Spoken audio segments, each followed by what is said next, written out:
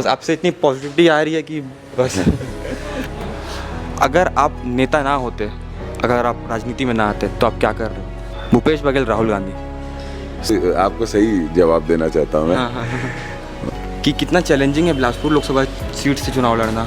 यहाँ पॉलिटिक्स में इतने एक्टिव हैं, ये सब करते करते आप इतनी अच्छी बॉडी कैसे बना के रखें? ऐसे सवाल थे जो मेरे बाद में है, पहले पूछने वालों के हैं। इशू बन चुका है बहुत ही इंपॉर्टेंट। अहिंसा बहुत बढ़ चुकी है, हिंसा बहुत बढ़ चुकी है, गैंग्स वार, चाकूबाजी। कि जनप्रतिनिधि और जनता के बीच में बहुत गैप है। ये बेहतर ट्रेनिंग सेंटर बने ताकि वो किसी भी, जैसे हमारे किसान भाई हैं, उनकी मदद करनी है, उनके साथ खड़े रहना है। गवर्नमेंट में मतलब मैं 1 2 3 कामों में है ना, मैं इसको हाँ मैं शुरू करना है और इसके लिए मैं लड़ाई लड़ूंगा। पॉलिटिक्स में आऊँगा ये कभी नहीं सोचा था। नमस्कार, मेरा नाम है कान्हा राजपूत। जय जवाहर। आप देख रहे हैं द कान्हा टॉक शो। और कान्हा टॉक शो के इस पहले एपिसोड में हमारे साथ है बहुत ही खास मेहमान। 2 बार विधायक चुने जा चुके हैं भिलाई से। अपनी करियर की शुरुआत एनएसयूआई के कार्यकर्ता के तौर पर की और वर्तमान लोकसभा बिलासपुर से चुने गए हैं कांग्रेस के द्वारा। भैया देवेंद्र यादव जी, हेलो भैया, कैसे हो? कान्हा, मैं अच्छा हूँ। मुझे तुम्हें देख के बहुत खुशी हो रही है। तुम जैसे युवाओं का ये जो आप खुद से शुरुआत कर रहे हैं अपनी सोच को लेकर, ये बहुत अच्छा है और मैं आपको बहुत सारी शुभकामनाएं दूंगा। आप बहुत अच्छा कीजिए, बहुत आगे बढ़िए। बस आपसे इतनी पॉजिटिविटी आ रही है कि बस आपने कैसे शुरुआत की? मतलब ये एनएसयूआई के कार्यकर्ता से लेकर अब बिलासपुर लोकसभा क्षेत्र के सांसद प्रतिनिधि के द्वारा चुने गए हैं। आप भी एक मध्यम वर्गीय परिवार से ही आते हैं, आपकी शुरुआत ऐसे हुई है, तो मैं जानना चाहूँगा कैसे आप यूथ को इंस्पायर करते हैं इससे? देखिए, ऐसा है कि मेरे को ये लगता है कि मेरे को ये लगता है, इसमें बहुत आपको सही जवाब देना चाहता हूँ मैं। मुझे ये लगता है कि परिस्थितियाँ अपने आप चीज़ों को करती जाती है। आपको अगर कुछ करना है ना, तो परिस्थितियों में अनुभव करके सही निर्णय लेना है और जो भी निर्णय लिया वो सही गलत तब होता है जब आप उसके पीछे का आपका परिश्रम कैसा है उस पर निर्भर करता है। तो मेरा ये मानना है कि परिस्थितियाँ कराती गई, मैं मेहनत करता रहा और सब दोस्तों का, साथियों का, आम लोगों का बहुत इसने प्रेम मिला और मैं यहाँ तक आ गया। मैंने तो कभी नहीं सोचा था। जिस दिन मैं NSUI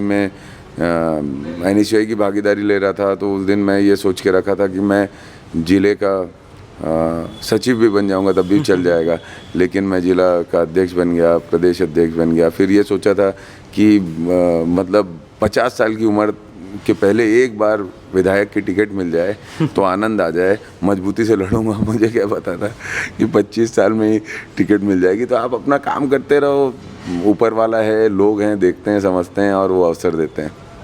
just about a fact बताना चाहूँगा कि देवेंद्र यादव जी छत्तीसगढ़ के सबसे यंग एमएलए हैं। और भैया ये जानना था मेरे को कि कितना चैलेंजिंग है बिलासपुर लोकसभा सीट से चुनाव लड़ना?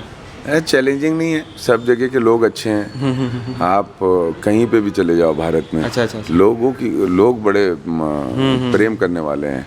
आप अगर उनसे सही बात करोगे, उनके दुख दर्द को समझोगे, तो वो आपको अपने साथ रखेंगे, आपको मदद करेंगे, आपके साथ खड़े होंगे, आपके लिए लड़ाई लड़ेंगे। तो बेसिक जो फॉर्मूला है या कहें बेसिक जो बात है वो यही है कि आपका भाव सही होना चाहिए।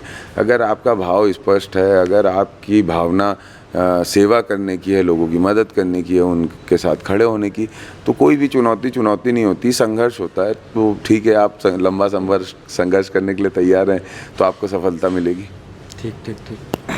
मेरा एक सवाल है भैया से। भैया जो सब पूछते हैं अभी यंग लोग, भैया आप इतना काम करते हैं, पॉलिटिक्स में इतने एक्टिव हैं, ये सब करते करते आप इतनी अच्छी बॉडी कैसे बना के रखें? अरे नहीं, मेरे से पूछा गया है, एक्चुअली मेरे से पूछा गया है। मैं कल ऑटो वाले से आ रहा था, रैपिडो में बैठा हूँ, तो लोग मुझसे पूछ रहे हैं कि ये सवाल पूछिएगा। सवाल का जवाब दूंगा मैं आपको पक्का। देखो, ऐसा है कि मैं अपने आप को है ना अभी बहुत मतलब अभी ऐसा नहीं मान पाता लेकिन मैं आपको बोल रहा हूँ ये इलेक्शन ख़त्म होगा ना, उसके बाद आप 6-8 महीने 5-6 महीने बाद आप फिर से इंटरव्यू लेने आना, आप देखना मैं आपको एक बढ़िया फिजिकल शेप में दिखूंगा, क्योंकि मुझे ये लगता है कि हमारी मोरल रिस्पॉन्सिबिलिटी है कि हमें अपने आप को फिट रखना है, क्योंकि हमको काम करना है, दौड़ना है, मेहनत करनी है। तो हम अपने आप को अगर अपना शारीरिक मेहनत के लिए तैयार नहीं रहेंगे तो कैसे होगा। तो परिश्रम करने के लिए ज़रूरी है, और मैं अच्छी फिटनेस बना के आपको इंटरव्यू दूंगा। आपसे बहुत इंस्पायर होते हैं देखते हैं भैया को। तो भैया एक दो ऐसे सवाल थे जो मेरे बाद में है, पहले पूछने वालों के हैं, क्योंकि ये इंटरव्यू लेने से पहले मैंने आम लोगों से बात किया है, स्टूडेंट लोग से बात किया है, ऑटो चलाने वाले लोगों, रैपिडो वालों से बात किया है। उसमें एक बात सामने आई है, मुझको बात करना था कि आपके पहले 3 काम क्या होंगे चुनाव जीतने के बाद इस क्षेत्र के लिए। देखिए, ऐसा है, सबसे इम्पोर्टेंट जो मेरा काम यहाँ के लिए रहेगा कि जनप्रतिनिधि और जनता के बीच में बहुत गैप है यहाँ पे। मतलब जो मतलब आपका लोकसभा का रिप्रेजेंटेटिव है उसके और जनता के बीच में बहुत गैप है। वो आम आदमी उससे ना मिल सकता है, ना बात कर सकता है, ना देख सकता है, ना उससे हाथ मिला सकता है। तो ये जो कम्युनिकेशन गैप है इसको मैं सबसे पहले फिल करूँगा, ये मोस्ट इम्पॉर्टेंट है। दूसरा जो महत्वपूर्ण बात है, यहाँ स्वास्थ्य सेवाओं के लिए जो अवसर बिलासपुर में होने चाहिए या जो संस्थाएं बिलासपुर में होनी चाहिए, जो इसमें इम्प्रूवमेंट की ज़रूरत है, उस पर हम फोकस करेंगे। तीसरा, जो हमारे युवा साथी हैं जो अपने पैरों पे खड़ा होना चाहते हैं, उसके लिए बेहतर ट्रेनिंग सेंटर बने, ताकि वो किसी भी, जैसे आप हैं, समझिए आपको आपकी फील्ड जो आपने चुनी, इस पे आपको अगर थोड़ा सा मोटिवेशन गवर्नमेंट की तरफ से मिल जाता, थोड़ा सा नॉलेज आपको किसी सीनियर से मिल जाता, तो आपको और मज़ा आता काम करने में। तो यही तो देना है एक्चुअली। यूथ तो सब कुछ करने के लिए खुद तैयार है, उसको थोड़े से डायरेक्शन देने हैं। तो इसका एक प्रोसेस बनाना है। इसके साथ ही साथ महत्वपूर्ण बात ये है, जो यहाँ के हमारे किसान भाई हैं उनकी मदद करनी है, उनके साथ खड़े रहना है। गवर्नमेंट ने जो हमारा जो मैनिफेस्टो है वो भी किसान पे काफ़ी फोकस्ड है, महिलाओं पे फोकस्ड है, युवाओं पे फोकस्ड है। बहुत सारे काम हैं। मतलब मैं 1 2 3 कामों में है ना, मैं इसको हाँ, मैं उसको नहीं कर सकता। मेरे हिसाब से तो रोज़ के सैकड़ों काम हैं जिसको मुझे देखना है और उसको करना है कंप्लीट। जैसे मैं किसी गांव में जाता हूँ, गया तो वहाँ पे उस व्यक्ति का दुख इस बात का है कि भाई हमारा जो बोर है वो बोर ख़राब हो गया है 2 महीने से, लेकिन उसका रिपेयरिंग ठीक से नहीं हो रहा है। तो ये भी मोरल रिस्पॉन्सिबिलिटी एडमिनिस्ट्रेशन के, जैसे अगर लोकसभा एरिया में सांसद की हो कि वो कैसे पेनिट्रेट करे नीचे तक और एक कम्युनिकेशन डेवलप करे, एक सिस्टम डेवलप करे जो ऐसी छोटी छोटी चीज़ों को भी रिव्यू कर सके और उसका ध्यान दे सके। एक जगह गांव में गया था, एक जन ने कहा कि हमारा पोल गिर गया है। ठीक है, पोल गिरा है बिजली का, होली के बाद से अभी तक उसमें कोई काम नहीं हुआ। तो ऐसी छोटी छोटी चीज़ें हैं जिस पे ध्यान देने की ज़रूरत है, और वो जीवन उनके रोज़मर्रा के जीवन से जुड़ी हुई है। एक बड़ी प्राथमिकता रेल भी रहेगी, क्योंकि रेल हम देखें जैसे पैसेंजर ट्रेन रद्द कराई गई है, यहाँ से बंद की गई है, इसको वापस शुरू करना है और इसके लिए मैं लड़ाई लड़ूंगा।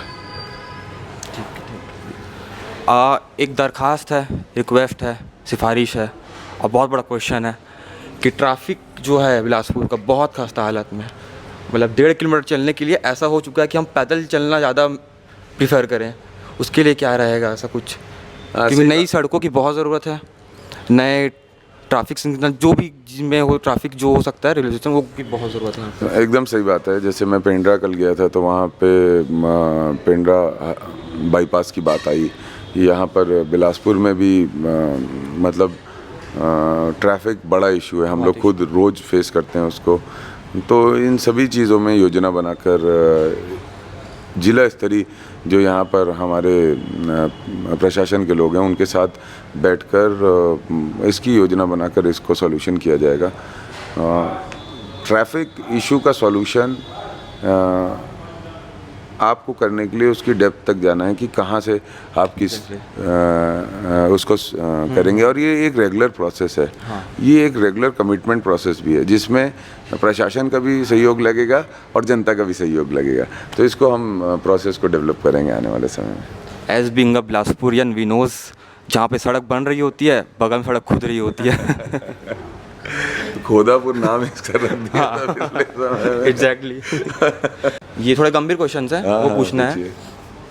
कि अब जैसे जैसे हम लोग बड़े होते जा रहे हैं, अब रोज़ समाज में उठना बैठना होता है, रोज़ देख रहे होते हैं सर, इशू बन चुका है बहुत ही इम्पोर्टेंट। अहिंसा बहुत बढ़ चुकी है, हिंसा बहुत बढ़ चुकी है, गैंग्स वार, चाकूबाजी, नाबालिगों के साथ दुष्कर्म, बहुत सारे ऐसे इश्यूज़ हैं जो बहुत ही वो हैं। तो उस पर क्या रहेगा, मतलब कुछ कड़े से कड़े नियम, कड़े से कड़े कानून, क्योंकि ऐसा तो है नहीं कि ये पहली बार हो रहा है, पहले भी हो चुका है और हो रहा है, और ऐसे सतत कंटिन्यू ऐसी चीज़ में होते जा रही है। तो इस पर क्या आपका पॉइंट ऑफ व्यू, इसमें क्या रहना चाहिए? तुमने बहुत अच्छा सवाल किया और मैं बहुत खुश हूँ इस बात से कि तुम अपने शुरुआती करियर में इतने गंभीर विषयों पर सोच रहे हो जो समाज की सबसे बड़ी बुराई है। ये जो उत्पात या उन्माद जो भी कहें अपन इसको, ये गंभीर विषय है। और ये युवाओं को जब तक, और जो ये कैसे बनता है, इसका सबसे बड़ा कारण बेरोज़गारी है। Exactly sir. अगर रोज़गार मुहैया रहेंगे, लोगों के जीवन में उनके काम करने का उनको दिशा मिली रहेगी, उनके साथ कम्युनिकेशन होगा, तो ये नहीं होगा। आप उनको छोड़ दोगे उनके हालात पे और उनको कोई सहारा नहीं मिलेगा, तो बहुत सारे नशे में लोग लिप्त होते जाते हैं और वातावरण लगातार ख़राब होते जाता है। और हम इसको बिल्कुल बर्दाश्त भी नहीं करेंगे। इसके दोनों तरीके से इसका सॉल्यूशन हो सकता है। एक, सख्ती से कानून का पालन कराना निष्पक्षता से। दूसरा,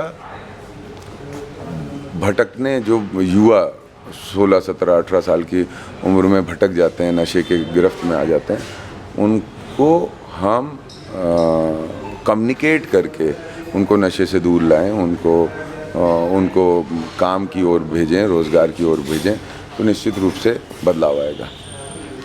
जागरूकता, जन जागरूकता। एज तो हम लोग जेंजी हैं, तो जेंजी के सवाल ही कुछ ऐसे होते हैं, तो मैं एक रैपिड फायर राउंड खेलना चाहता हूँ आपके साथ में। रैपिड राउंड फायर खेल लो यार। तो जैसे जो रैपिड फायर राउंड नहीं जानता उसको बता देता हूँ क्या होता है। वही उसमें होता यही है कि हम इनसे कुछ ट्रिकी क्वेश्चंस पूछेंगे और देखते हैं इनका रिएक्शन क्या होगा। दिल्ली या रायपुर? ये तो सब जगह रहना है। नेताजी सही खेल रहे हैं अभी तक, तो देखते हैं। भूपेश बघेल, राहुल गांधी? सभी वरिष्ठ नेता हैं। राहुल गांधी हमारे पार्टी के चेहरे हैं, उन्हीं के मार्गदर्शन में हम सभी चलते हैं।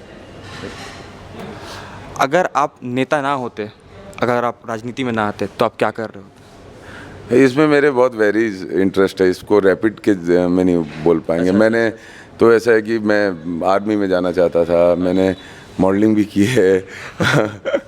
It suits on you actually. मैंने मतलब मुझे बहुत चीज़ों का, स्पोर्ट्स में बहुत इंटरेस्ट था।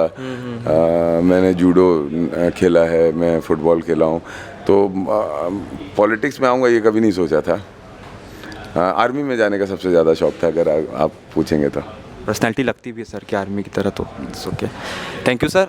ये मेरा एक लास्ट क्वेश्चन है जो मेरे को रैपिडो वाले ने पूछा है। अब बोला है कि सर से पूछना। हाँ पूछो भाई, पूछो। रैपिडो वाले ने बोला कि सर से पूछना, तो मैं पूछता हूँ भाई। उनका नाम राजेश है, उम्र 24 वर्ष। कल मैं उनसे मिला था, स्टेशन से घर जा रहा था, तो उन्होंने पूछा, राजेश भैया देख रहे हो, सवाल पूछ रहा हूँ, देख लेना। उन्होंने पूछा था कि जैसे कांग्रेस जहाँ जीत रही है, तो वहाँ पर क्या होता है कि उनको मिनिमम रोड वेज मिलता है। जैसे कि जो ऊबर ओला के ड्राइवर्स हो गए हैं, जो एज ए डिलीवरी बॉयज़ हो गए हैं, तो पहले क्या होता है, जो उनकी कंपनी होती है उनको इंश्योरेंस पॉलिसी प्रोवाइड नहीं कराती। बट जहाँ जहाँ पे कांग्रेस जीत रही है वहाँ पे, जैसे कि अभी राजस्थान में लास्ट टाइम हुआ था, अभी कर्नाटक में बात चल रही है और शायद बिल पास होने वाला है उसका, तो वो मेरे से पूछ रहे थे कि अगर हमारे लोकसभा क्षेत्र से देवेंद्र जी जीतते हैं, तो क्या हमारे बिलासपुर क्षेत्र में, छत्तीसगढ़ में और केंद्र में ये जो पॉलिसी है ये नेशन वाइड लागू की जाएगी कि उनको कुछ हो जाता है तो उनको पूरी पॉलिसी मिलेगी, मिनिमम उनको वेज मिलेगा, ये सब? इस पे बहुत गंभीर सवाल है। देखिए, सबका सामान्य अधिकार है और न्याय की बात होती है तो हर वर्ग के न्याय की बात राहुल गांधी जी करते हैं, कांग्रेस पार्टी करती है। उनके साथ भी न्याय होना चाहिए और उनकी आवाज़ हम उठाएंगे, उनकी आवाज़ बनेंगे और यहाँ पर भी कानून लागू हो ताकि उनका जीवन भी, उनके परिवार का जीवन भी सुरक्षित हो, इसके लिए हम काम करेंगे। ठीक है, धन्यवाद। अगर आपको कुछ मैसेज देना है हमारे जेनजीज़ को, न्यू वोटर्स को, मेरे उनको, तो मैं ये चाहता हूँ कि नए साथियों को कहना चाहता हूँ, आप अपने इनोवेटिव आइडियाज़ में आगे बढ़ो, हम आपके साथ हैं। बहुत खुशी होती है जब कोई युवा एक नए आइडिया के साथ फील्ड में निकलता है और चैलेंज को एक्सेप्ट करता है। उस चैलेंज को एक्सेप्ट करता है जहाँ पर शुरुआत में उसको क्रिटिसिज्म मिलता है, शुरुआत में मजाक होता है कि वो कैसे करेगा, लेकिन तब भी युवा जब लगा रहता है तो युवा तस्वीर बदलता है। तो आप सब युवा हैं, आपको अपने जीवन की तस्वीर भी बदलनी है और आपको आपके समाज की भी तस्वीर बदलनी है। इस तस्वीर बदलने में आपको मैं यही चाहता हूँ कि व्हाट्सएप के मैसेजेस या किसी के कान में कही कोई बात को आप आधार ना माने किसी भी चीज़ के निर्णय का। आप उसको खुद सुने, समझें और निर्णय लें ताकि उससे सोसाइटी आगे बढ़ सके, आप सब आगे बढ़ सकें। बिल्कुल फैक्ट चेक कीजिए। और मैं आप सब से बहुत प्रेम करता हूँ, युवा साथियों से। आप सब बहुत खुश रहें, खूब आबाद रहें, खूब मेहनत करें, खूब आगे बढ़ें। जहाँ तक मेरी बात है तो मैं हमेशा आपके साथ एक भाई के रूप में कनेक्टेड रहूँगा। मैं नहीं जानता मेरी पोजीशंस कब क्या होगी क्या नहीं होगी, लेकिन मैं कनेक्टेड ज़रूर रहूँगा। Thank you. धन्यवाद।